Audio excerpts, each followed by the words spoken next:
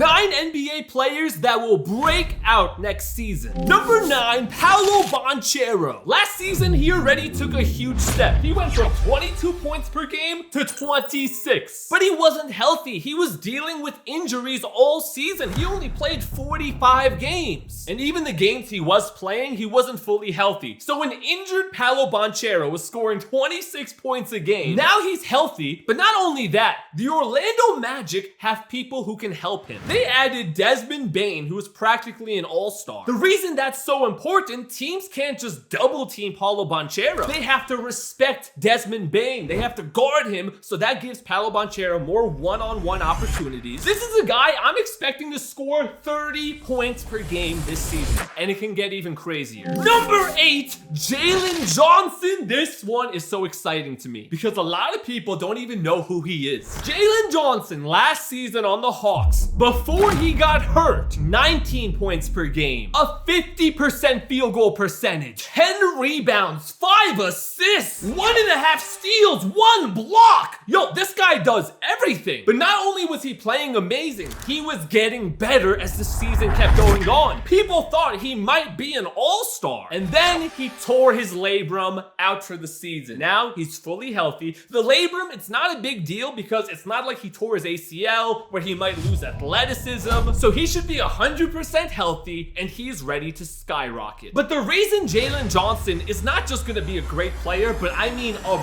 breakout player, the reason he has Trae Young. A guy like Trae Young, someone that can get 15 assists any game, that's the type of player who creates all-stars. What do I mean? That's a guy who, yeah, he's going to get his own points. Trae Young can score 25 points, but he's going to set someone else up to be an all-star with all of those assists. That's what was happening last year before Jalen Johnson got hurt. And I just want to say, he was 22 years old last season when he was doing all of these things. This is not a veteran. This was a 22-year-old who was dominating. His rookie season, 2 points a game. Next, 6 points per game. The season after that, 16. Last season, 19. Every single year, he has taken a jump. When we see every year a huge step, that means we have a star in the making. Number 7, Amin Thompson. This guy is already the best athlete in NBA history.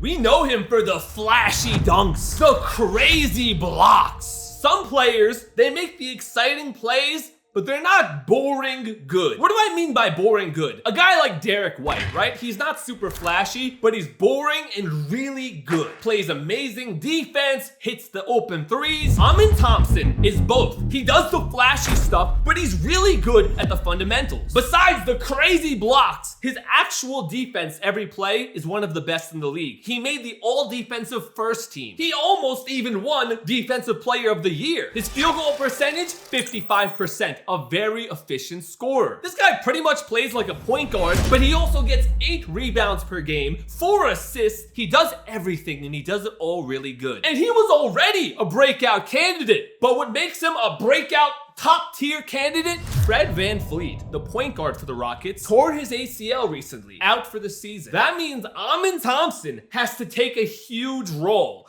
Amin Thompson, who last year, half the time he played point guard, the other half he played small forward. He is going to be the main point guard for the Rockets. He is going to be touching the ball almost every play in pretty much any sport, but especially basketball. If you are touching the ball almost every play, you have to really suck to not do amazing. I'm calling it, he's gonna be an all-star this season. Number 6, Victor Wembanyama. Wait, he's already an all-star. What do you mean breakout candidate? Let me tell you something, my man. This guy is gonna break out from an all-star to a potential MVP candidate. He's already scoring 24 points, 11 rebounds, 4 assists, 4 blocks a game. But don't forget, Wemby missed half the season with a health issue. We didn't even see the full second season of Wemby. And even what little we saw was incredible. And the most important thing I saw in the 46 games he played last season,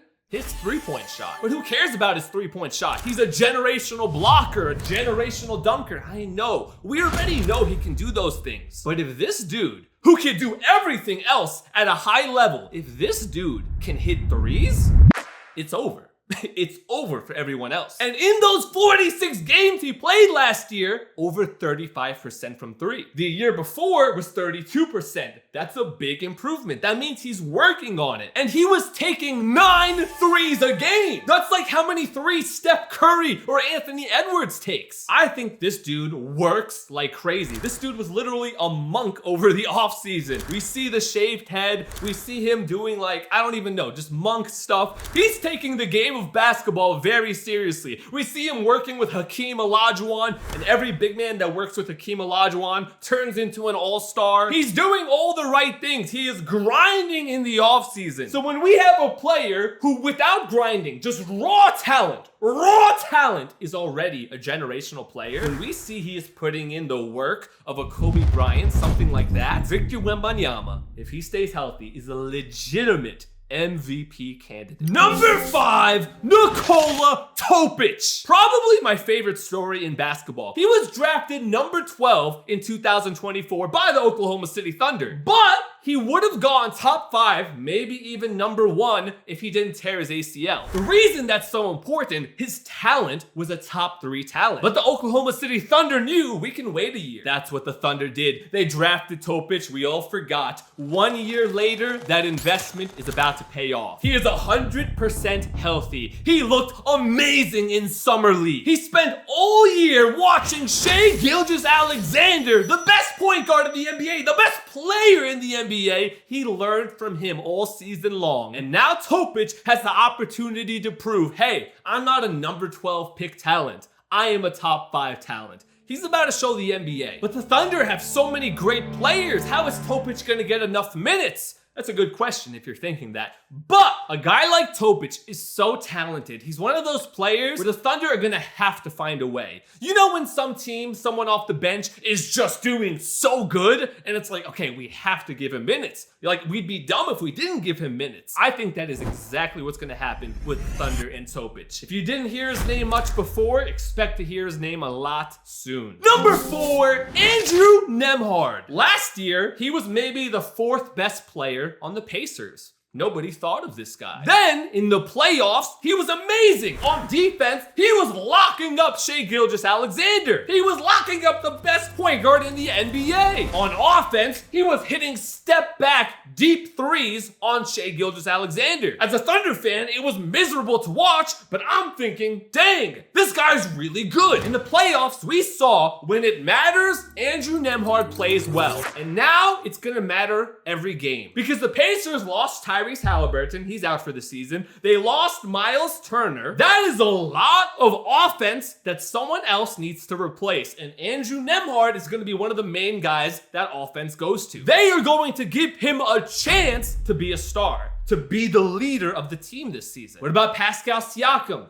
Bro, Pascal Siakam is an amazing number 2 guy. He's not built, and I don't mean this in a bad way, but his play style, he's not built to be a number 1. Even when he won the title in 2019 with the Raptors, he was the number 2 to Kawhi. And then last year with the Pacers, in my opinion, Pascal Siakam's a better player than Tyrese Halliburton. But still, Tyrese was the number 1 guy. So once again, Pascal Siakam's gonna be the number 2 guy, and Andrew Nembhard, who I'm probably saying his name wrong, but however you say his name, he is going to have the opportunity to dominate. And remember what I said before, when it matters, this guy shows up. So now, when he has a chance to be an all-star, when he has a chance to make so much money by becoming the all-star, by becoming the face of the Pacers, I think he's gonna step up and surprise everybody. Number 3, Peyton Pritchard. Remember earlier when I talked about some players being boring good? This is the best example. Peyton Pritchard is boring, but he's so amazing. Off the bench last year, 15 points per game, which is amazing off the bench. 4 rebounds, 3 assists, a 41% three-point percentage. He won 6th Man of the Year. And that was such a competitive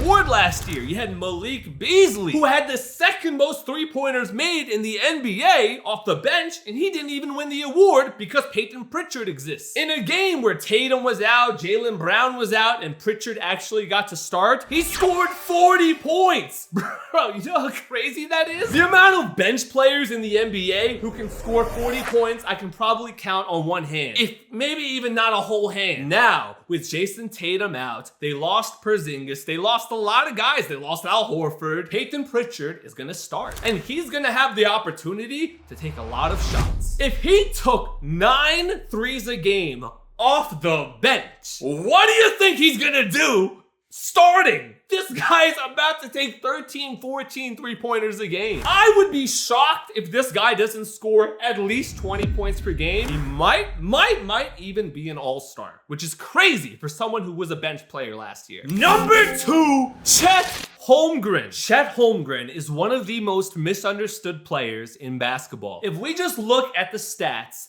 15 points per game last season. Oh my goodness, that doesn't tell the story at all. Chet Holmgren had a serious hip injury, and he played through it most of the season. Before he got injured, over 18 points per game, 9 rebounds, 3 blocks, a 40% three-point percentage, all in 28 minutes. He didn't even get 36, 38 minutes like most starters. So if we adjust those numbers to like 36 minutes, this dude would be averaging 25 points. 13 rebounds, 5 blocks a game, something crazy like that. But this gets better. It's not just, oh, he was hurt and now he's not hurt, so he's gonna play better. No. While he was hurt last year, Chet Holmgren focused on defense. He realized he was struggling on offense, so he became so obsessed with being the best defender in the NBA. In the playoffs, his defense is a huge reason the Thunder won a championship. As a Thunder fan, I can 100% say that. But forget me, what do I know? Look at the advanced statistics. The advanced statistics say he was the #1 defender in the entire playoffs. The advanced statistics said he had one of the best playoffs defensively in NBA history. My point with all of this is he used that time where his offense was wacky because of the injury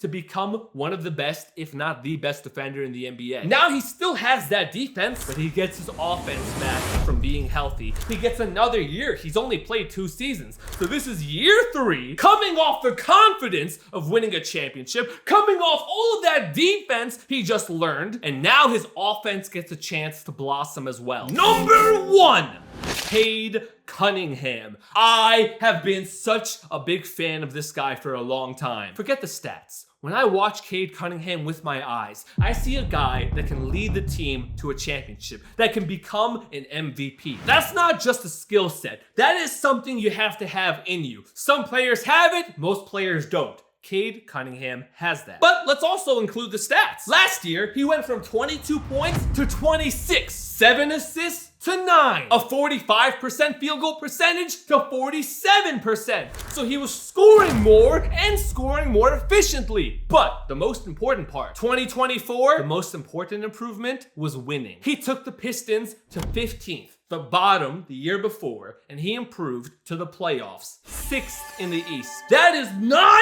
spots improved in 1 year. Cade Cunningham is a leader and he has the skills. I believe we are about to see him take another step. But what about ranking every NBA team for the 2025 season? I've got to see that.